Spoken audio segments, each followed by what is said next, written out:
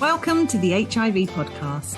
Each week we focus on a person, historical event or pop culture moment linked to HIV and explore the story of what actually happened. I'm Sarah. And I'm Jess, and between us we've been working in the field of HIV for 40 years. Our aim is to get as many people as possible HIV educated. Hello everyone, welcome to the HIV podcast. So a big thank you to my mother for welcoming us to the HIV podcast. Thank you very much, Bernice. And yeah, if you want to be featured saying welcome to HIV podcast, just drop us a line, send us your little voice note, send them in. You can DM us, you can WhatsApp us. All the details are below this episode of all the different ways you can get involved with the HIV podcast. Fabulous. Today, as people will know, obviously we've started having guests on the podcast, which has been amazing. It's so interesting, and we're so pleased that, people want to come on. But there's somebody that we'd both really love to come onto the podcast. And Sarah, this is sort of like my desperate little plea, because I'm going to have to tag them into this. I'm going to have to make it into a video. So we've tried emailing and writing to them and commenting and DMing, and it's not that they're ignoring us, I hope. It's just that I don't think they ever get through. It says that we can't DM them because they don't follow us, and all of these different things where I think our communication has just got lost. It's either that or she's just like, can you two just bugger off, please? Either one. So the wonderful historian, Kate Lister, you'll know who she is, obviously. She is a journalist, blogger, podcaster, historian, writer. She does so many things, so many things.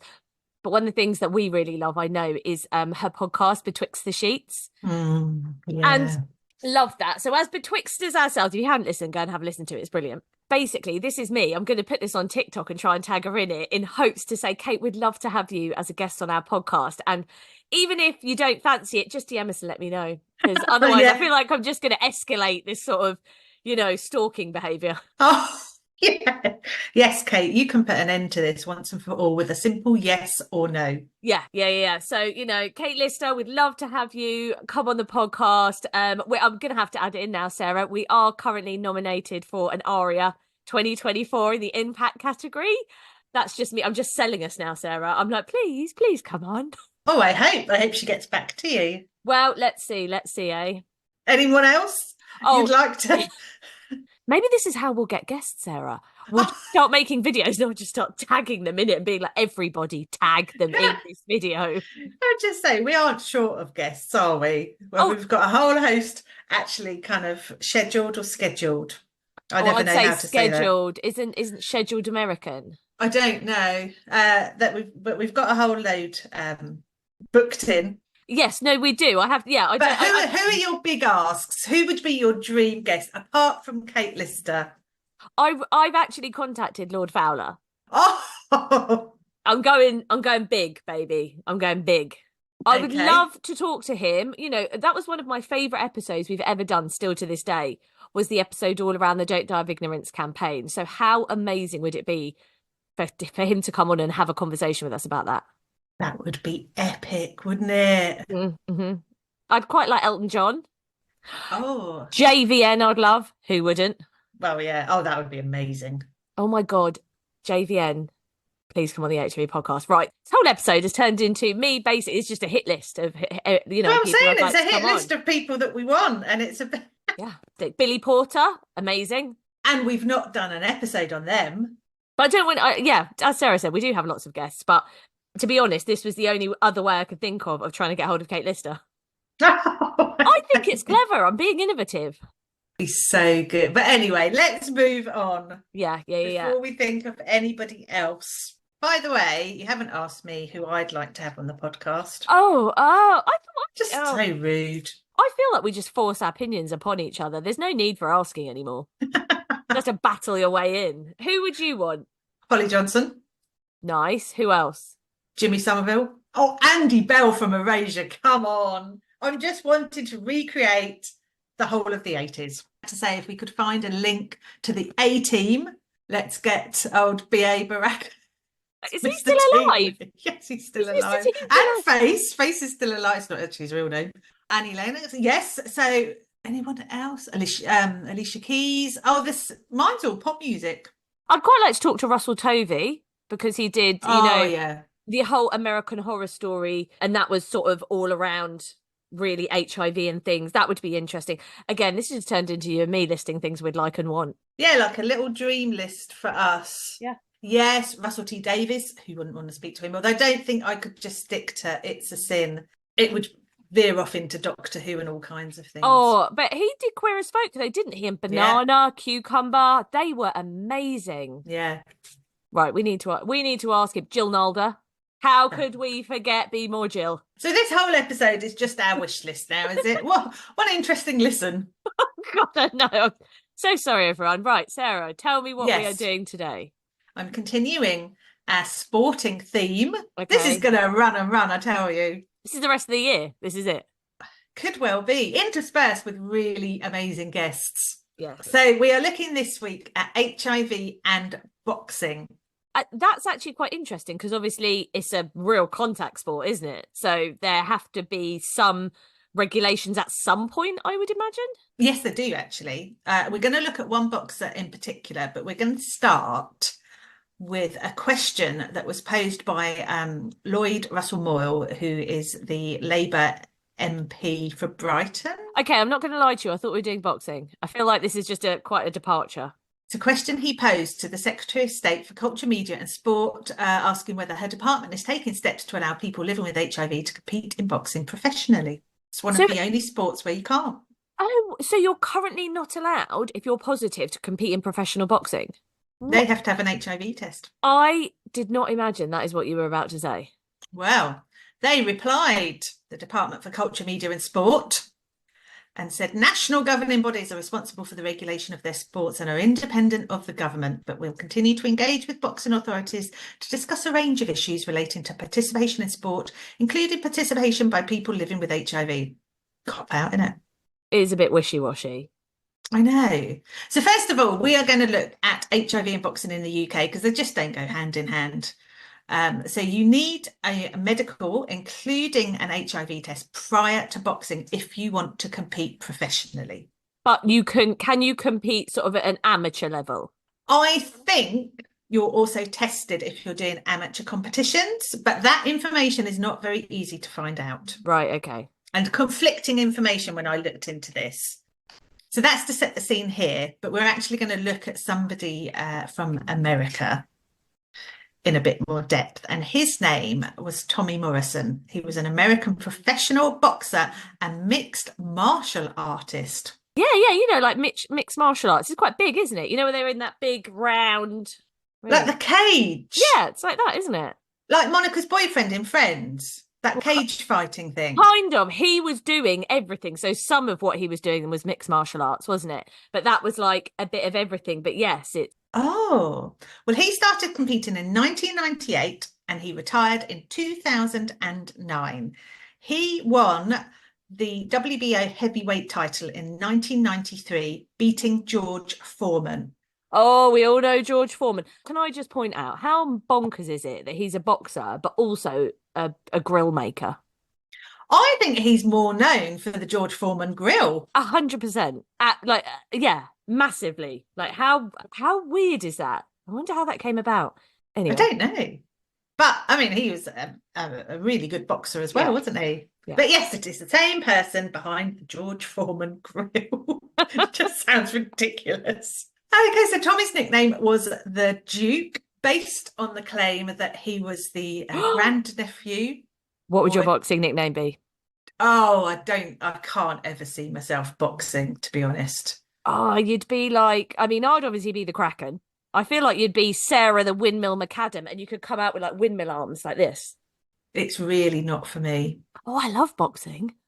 Oh, no, it's not. I know there's kind of is an art to it, a skill to it, but it's not for me. Even martial arts is a step too far. I don't like martial arts. That's too disciplined. But I like watching and participating in boxing. How do you participate? Oh, you actually like yeah, like yes, yeah. But when you do it, I was about to announce you're some sort of amateur boxer, and I was like, and in the blue corner, it's Jessica, the Kraken, Harding. Oh. No. Okay, no, I'm not. I haven't even thought what my name would be. It's just not for me. Okay, fair I enough. think the Duke's quite a good name, though. It sounds a bit regal, doesn't it? You can't take someone else's nickname, though. Well, he had that nickname based on the fact that he was a distant relative of John Wayne, Hollywood star / cowboy. He wasn't a real cowboy, was he? No. He was an actor. Yeah. So Tommy had very supportive parents. When he was 13 years old, his mum used a fake ID and entered him into 15 tough man contests. So the minimum age for that was 21. I'm sorry, he was how old? 30. Fuck off. That's ridiculous. Well, I mean, you're saying his mum's like quite. Are we saying is that bordering on possible child abuse? Here you go, son. Toughen you up. Shove you into what's it called? A tough man contest. Yeah. Jesus Christ! What did that involve? I haven't looked into it, but I think it's one of I suppose it does what it says on the tin, doesn't it? It's proving who the toughest man is. I know, but a range of events. Well, I was going to say, I can imagine it's one of them like chugging a pint of beer. Who can do it the fastest? Do you know what I mean? Oh, I bet it's like those kind of strongman contests. I'm having a look. Okay, toughest man contest, yeah? Because Tough man, yeah. Oh, tough man contest. Oh, it's boxing. Yeah. Oh, so it's just boxing, basically. So the tough man. What? So as a 13-year-old, he would be boxing 21-year-olds. Jesus Christ! I can't. My son's 13. I can't imagine putting him in for anything like this. Yeah, it says that it's the most common format is the use of amateur boxing rules. So basically, that's just what it's around. Well, he was 13 and he told the New York Times that he only lost one of those matches. So it's pretty good. Okay, so she entered him because she knew he was talented, not just to be like, it's a bit like that song, isn't it? A Boy Named Sue, where, you know, like the Johnny Cash song where he named his son Sue to toughen him up. Can you imagine that? I'm going to toughen you up, son. Off you go into the tough man contest. No, wasn't that. It was just that he was talented. Yes. And he was talented. As an amateur boxer, he claimed 222 fights, most of which were local kind of fights, with the 1988 Olympic trials being the top of his amateur career. Oh, wow. And no, in total, he had 202 wins and 20 losses in his amateur career. So that's amazing. Yes. So it's no surprise that he becomes a professional boxer. That started in November 1988. And by the end of the next year, he had 19 wins, 15 by knockout and no losses. So the rest must have been draws. What a punch he must have had. Yeah. Then he took a break because not only good at boxing, but he also likes acting. And he appeared. Which film did he appear in? I don't know. What's his name? Oh, wait, did he appear in Rocky? Yes. Did Rocky he? 5. Oh, hold on. It's V5. Yes. Yes. Yeah. Appeared in Rocky 5. Oh, so what was he? Just like one of the fighters in it? Yes. But it took 6 months to film. I have not watched any Rocky film apart from the first one, so I couldn't tell you how big his part was. I haven't even watched the first one. Oh. I know. I feel a bit ashamed of myself. Ben's continually horrified. He's starting to try and make me watch films that I haven't seen. So we watched Roadhouse the other day, the original, because I hadn't seen that. So maybe Rocky will be next. Do you know what? I should get my son to watch it, actually. We went to the Natural History Museum the other day, and you know, they've got their stairs going up to the entrance. And I was like, come on, let's go up there. Da, da, da, da, da, da. And he's just like, what are you doing? And I was like, young people today. Anyway, after he'd appeared in Rocky 5, he has 4 boxing bouts in 1990, including against Mike Tyson. And then in 1991, a big fight because his opponent was also an undefeated up-and-coming heavyweight called Ray Mercer. So he's a heavyweight boxer. He's a heavyweight. He's a big, yeah. So he fights Ray Mercer and he loses. It's the first loss of his career. Doesn't stop him though. 1992, 6 wins, one of which he only realised afterwards that he had a broken hand and a broken jaw, and he still won. Brutal, isn't it? It is brutal. Then he fights George Foreman and he wins that. That's for the heavyweight title. He then goes on to defend his title and retains it. And then his next big fight is Lennox Lewis. I've heard of a Lennox Lewis. So that was the next big fight that was set up. But before that fight, he had a fight with a virtually unknown boxer called Michael Bent Fight didn't go to plan. Tommy was knocked down 3 times in the first 97 seconds and the fight stopped. Bent is declared the winner, and that fight cost him the opportunity to fight Lennox Lewis. Wow. And I mean, that must have been quite early on in Lennox Lewis's career. Yeah. But I know. 3 times in 97 seconds. Oh, no. Maybe that person's nickname was the Windmill, just came at him all guns blazing. By a virtually unknown boxer as well. Wow. It's just crazy, isn't it? And he carries on boxing after that, but to be honest, it's a bit hit and miss, if you'll excuse the pun. So he wins some, he loses some, but he doesn't regain the form of his early career. I mean, he's still good. Yeah. He's kind of on a par with Evander Holyfield. Heard of him through friends. Yes.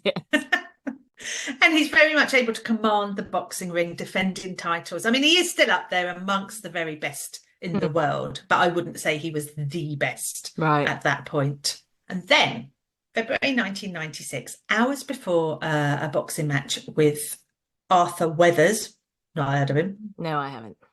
The Nevada Athletic Commission said that Tommy had tested positive for HIV and they suspended him from boxing in Nevada. Several days later, his doctor confirmed the news.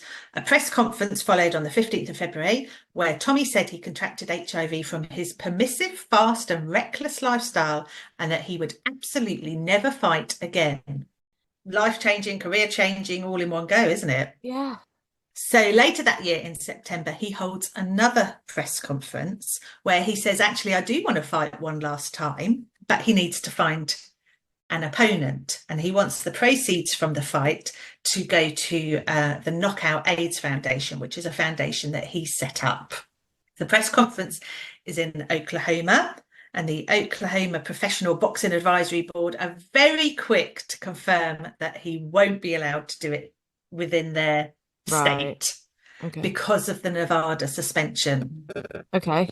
So George Foreman comes to the rescue because he's lovely, and invites him to fight in Japan. So the fight night is headlined by George, and Tommy is invited to fight on the undercard, so a lesser fight than the headline act. Right. And HIV is not banned in boxing in Japan at that time. I don't know whether it is now. So the fight can go ahead, but the Japanese authorities rule that if Tommy cuts himself, then the fight will be stopped. Yeah, and we don't know, whether he's undetectable, whether he's taking medications. There's very sensible precautions. He fought someone called Marcus Rode, and he won less than 2 minutes into the first round. Amazing. Oh, so that kind of spurs him on. He wants a comeback now. He wants to restart his career.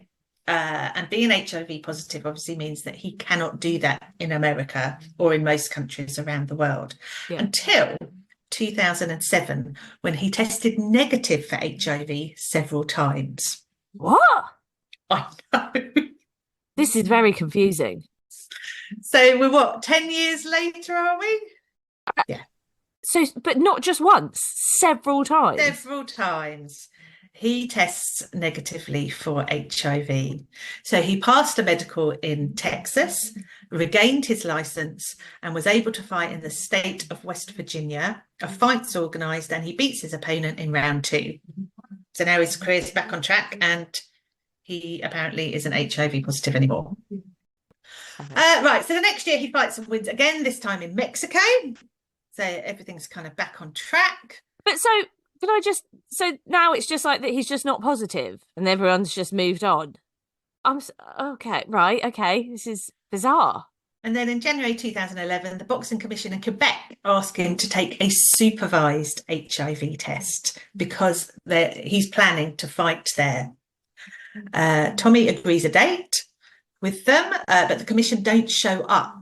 So the test is never supervised. And that August, he then announces his retirement. So all of the other tests were not supervised. So is it just him supplying the information, or do we not really know? It's a bit. Well, that's what we're going to look at next. What was going on? Was he positive? Was he not? So Tommy says the original HIV tests gave false positives. So the ones he had done in Nevada were incorrect. The Nevada Medical Board dispute this. Tommy says he asked for a copy of the test results, which he never received, so he doubts it even exists. The medical board said, all you had to do was contact the lab that processed the test and they'd have given you proof of it. So he tested negative 4 times in 2007, and that the New York Times said that one of those times he tested specifically, it's a hard word to say, so I'll say it again, specifically for them. So they're backing up his claim that he's negative. Oh, wow. But why? But I have so many thoughts. I have so many thoughts. I can't quite get them all together. It obviously would be difficult to have 2 false positives sort of in a row. Like, to have a false positive, the chances of that are, as we know, extremely low. I am not saying there is no chance that people don't get false positives. We know that can happen. But to have sort of 2 in a row would be, a ridiculous sort of number of odds in having that. But then if the New York Times are saying that he's negative, then, obviously they've witnessed that. But then why wouldn't Tommy look into it further when they said he was positive and think, actually, do you know what? I'm going to, either look at the results if I want it. There are so many questions. There really are. I mean, Nevada's chief ringside doctor implies the negative results that these tests are producing are not actually based on Tommy's blood. Oh, but surely the New York Times, they are a reputable body, aren't they? Who aren't just going to, without doing proper research, just be saying things willy-nilly. So I find that quite hard to believe. It's just really weird, isn't it? Like, what the roller coaster of stuff is going on here. Yeah, definitely. But I also think it's just very confusing. There are lots of questions for everybody involved in this. There are. So if we move forward, because we were, 2007 when the New York Times backed up what he said that he was negative. So we're now in August 2013. His mum announces that Tommy has full-blown AIDS and has been bedridden for over a year and that he's now in his final days. His wife, on the other hand, says that's not the case. She doesn't believe that he has AIDS.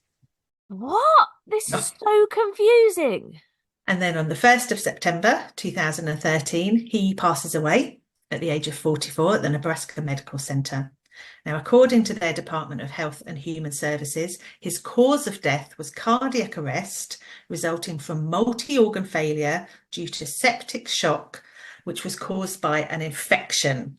And it's actually an infection. I'm not even going to begin to try and pronounce it, but it's an infection that lives in the environment and can be spread to people in healthcare settings when they're exposed to water or soil that is contaminated with these germs. Right. The reason I'm telling you this is because that is a very detailed explanation for someone's death, and nowhere does it mention anything HIV related.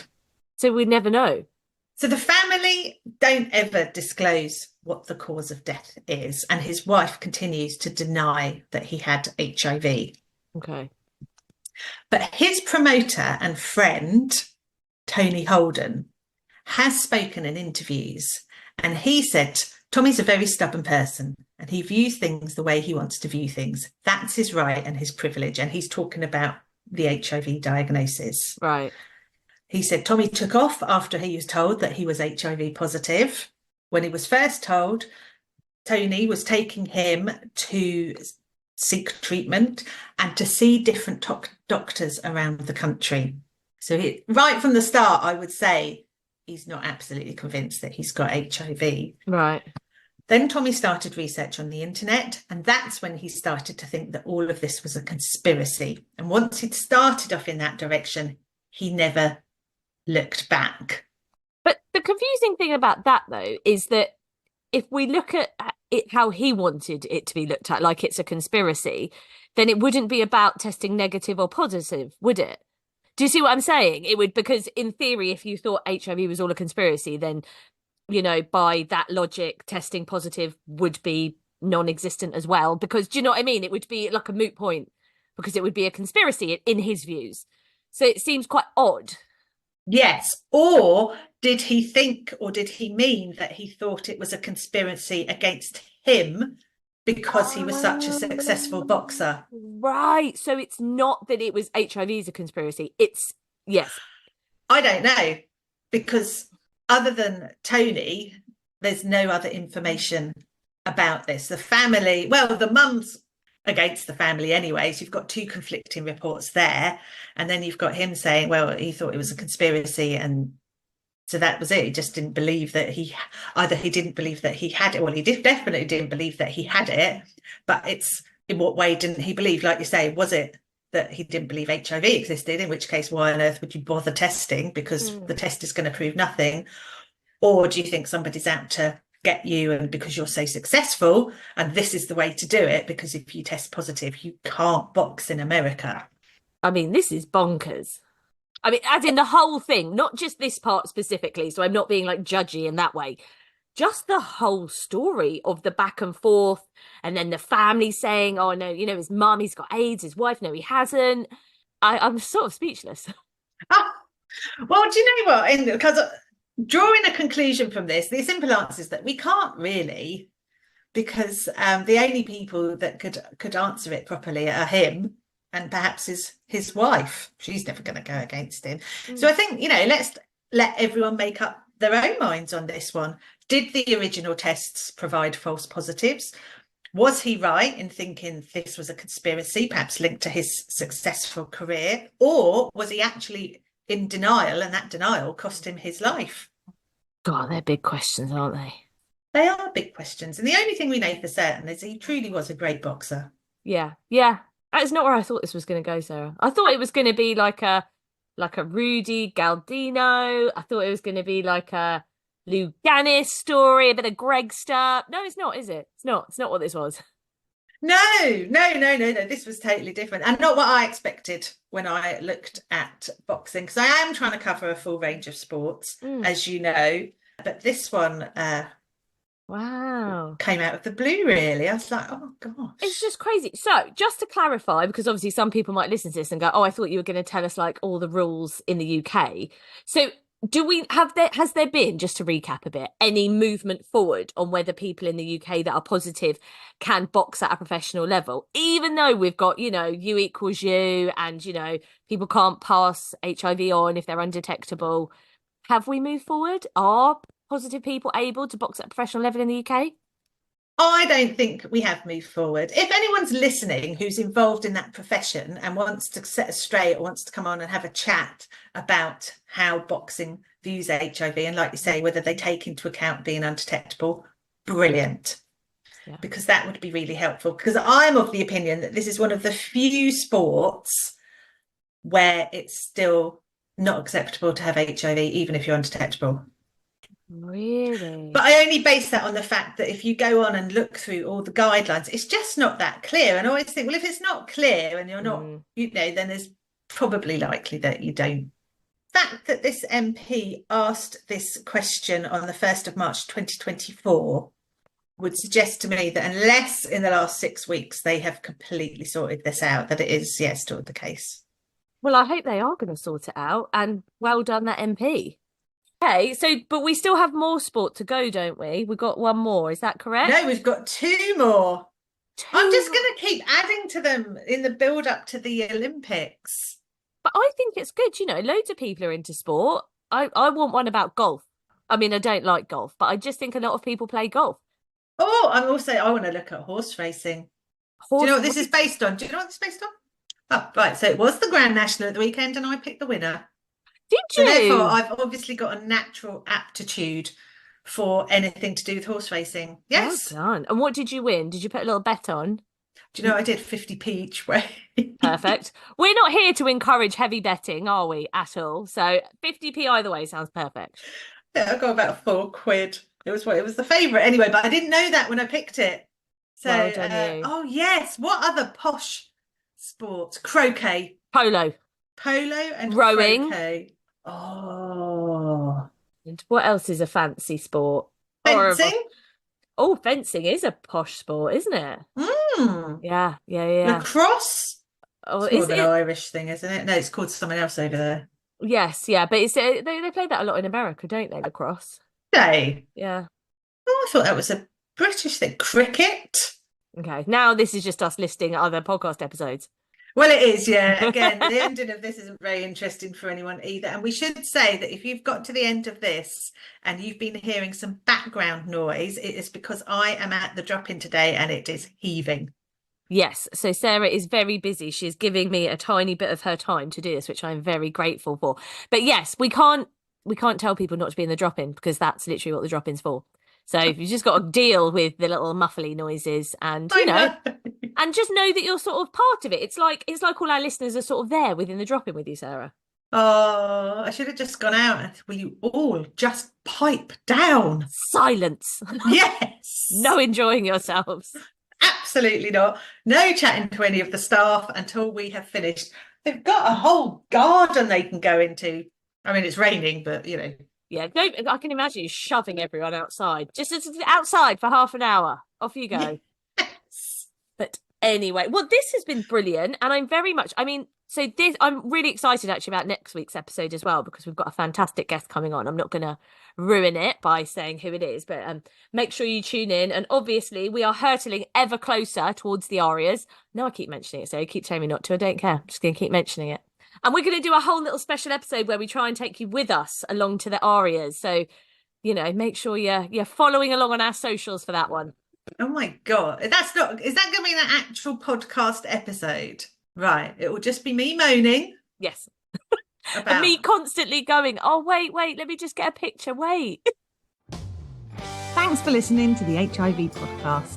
If you enjoyed our podcast, please like, rate and subscribe wherever you listen to your podcasts. You can now also follow us on Instagram and TikTok at the HIV Podcast for behind the scenes insights and video. The HIV Podcast is produced by Thames Valley Positive Support.